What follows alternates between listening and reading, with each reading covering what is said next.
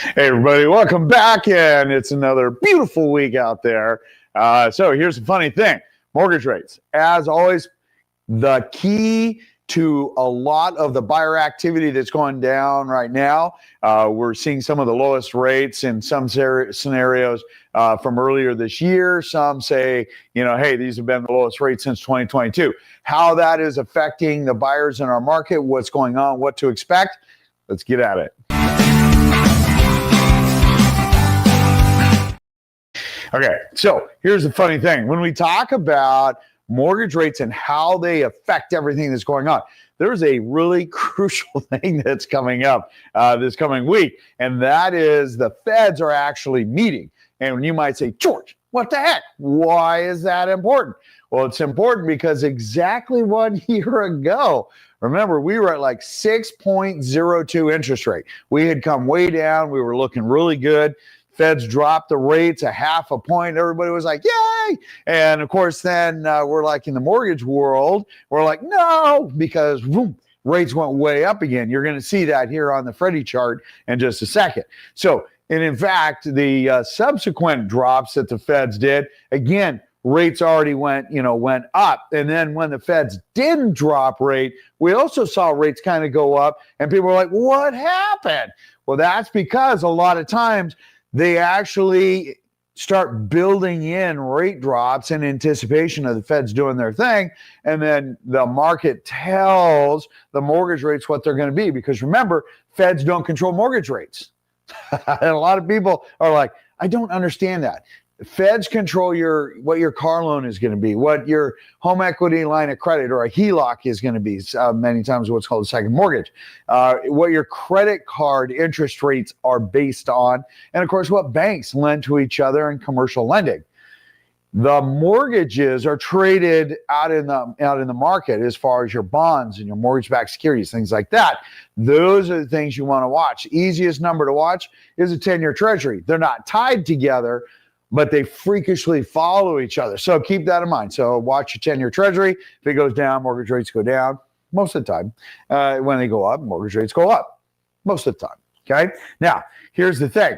When we talk about the signs of life, what the heck is going on? It says, look, the downward rate movement spurred the strongest week of borrower demand since 2022.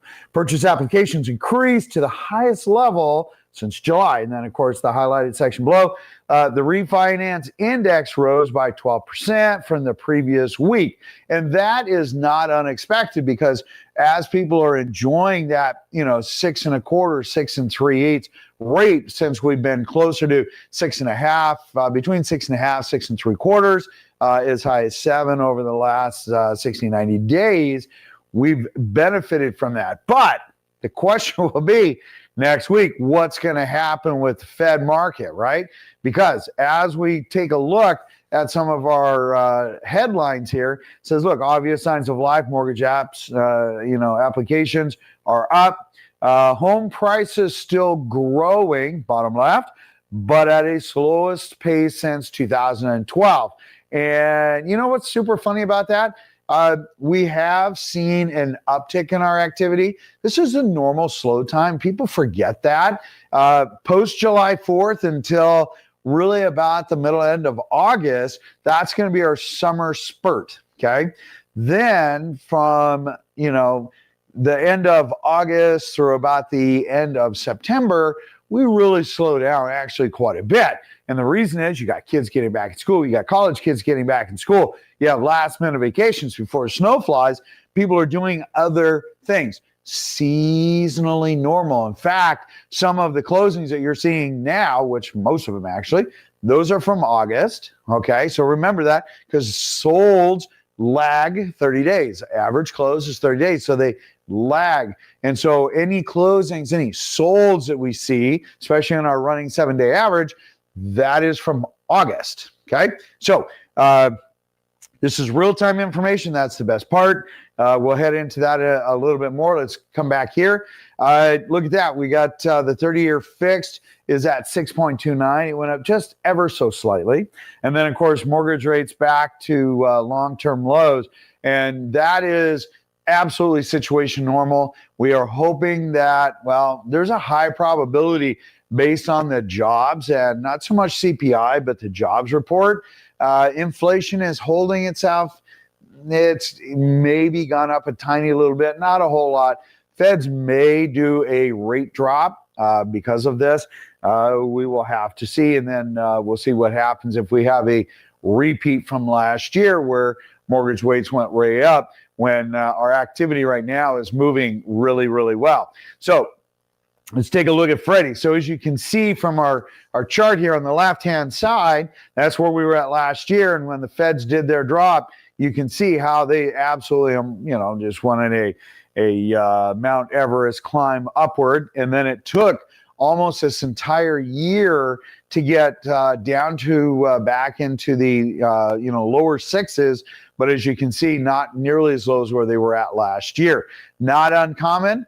Just understand that as we take a look at that translates into time on market, what's going on with buyers and sellers. So if we take a look, we can see that we've got our list to sales price.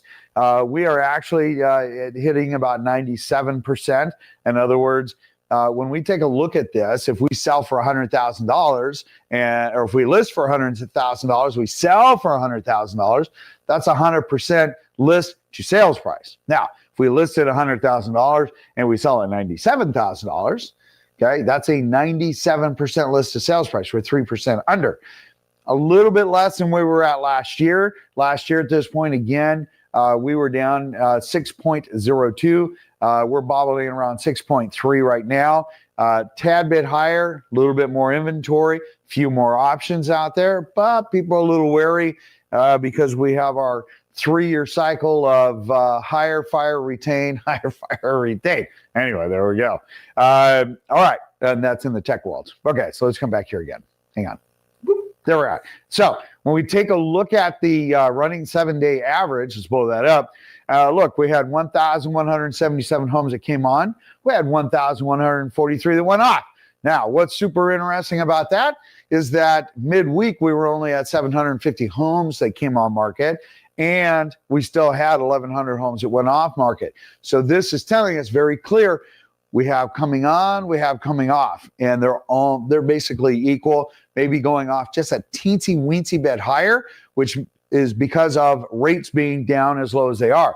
If we see rates bop back up to 6.75%, 7%, that's going to put the buyers back on the sideline because they're going to wait for Q4, fourth quarter, for those to come back down. So just keep that in mind. So as we take a look at what's going on, we are seeing the normal seasonal cycle. And for sellers, just understand, we're going to be seeing a lot of things that you're going to want to pay attention to. And that is any buyer that now starts coming through between now and really the middle of December, take them very seriously. Builders definitely are. We're seeing that steady movement going across. We're seeing some tightening on some of the products. We've seen some builders offering, well, just a few more things. So let's jump into the Northwest MLS. So what the heck is going on there? So when we take a look at our numbers actually are doing quite well. Let's blow this up a little bit for you. So upper chart, you can see that our pendeds are up 1.9%, almost 2%. And then, of course, we're up 1% again on actual solds. That's not a monumental jump, but it just shows that we're continuing to move forward more in a flatter market, residential only. Okay. When we take a look at September year over year for the same month since, basically we're on the 13th, 12th, 13th here. Look, solds are up 4.6%, which was from August. And then, of course, our pended, the dynamic number, what's going on today, those are at 22.4%. And what we're seeing here, again, is that continued growth as rates start coming down. If we see rates go shooting up a half a point, 3/4 of a point, those buyers are going to go back to the sidelines. They're going to start waiting it out. And then that will affect our pricing and whatnot. All right. So if we head over and we take a look at our actual average sales price for the month of September year over year, we're up 4% and basically up 1% year to date. That is consistent with what we have seen year over year. We weren't expecting monumental numbers, but that is what it is. Now, part of that is competition coming from new construction.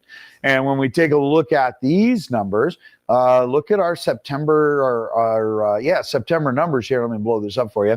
September numbers show us that, we're basically about 60 homes more that have gone pended, that's bottom chart, than where we were at last year. And that's fine. They needed a little recovery. They offered some pretty amazing incentives, all things considered. We're off on our actual solds. And remember, those solds that we're seeing, those are from August. In August, we saw a modest amount of activity. We did see some increase in some incentives and whatnot. And that is going to be starting to translate what we're seeing here in September. Because as we take a look at our pricing, pricing is up 21.2% where it was at last year. Year to date, they're still up 2.6%.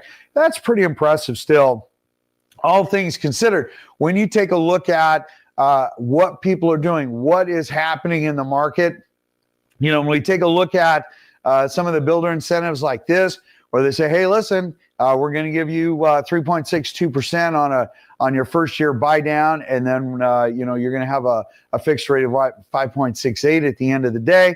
Actually, that's just the APR. The fixed rate will be a little bit less than that. That's a pretty good deal, When you take a look at interest rates, the trade-off is smaller lots, you get new construction, and you don't always get the area that you want to be in. Yeah, there you go. All right. So if we roll over and we start taking a look at bank-owned homes, here's the funny thing with bank-owned homes. So I heard a report, and of course, I asked them, I say, hey, how many homes is that? And they couldn't answer. They just gave me the number of, hey, we have a 20% increase. And I'm like, really? I said, that's super interesting. I said, I know that 20% increase. And as you can see here, this is a snapshot, except for the X'd out ones. Those are just mismarked listings. They are not REOs. And I said, that 20%, that's the sold. You said, hey, solds are up for the month of September over 20. And this is starting to head towards a crisis. I said, did you know that that's only one home?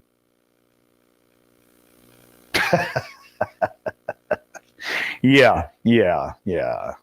Here's the thing.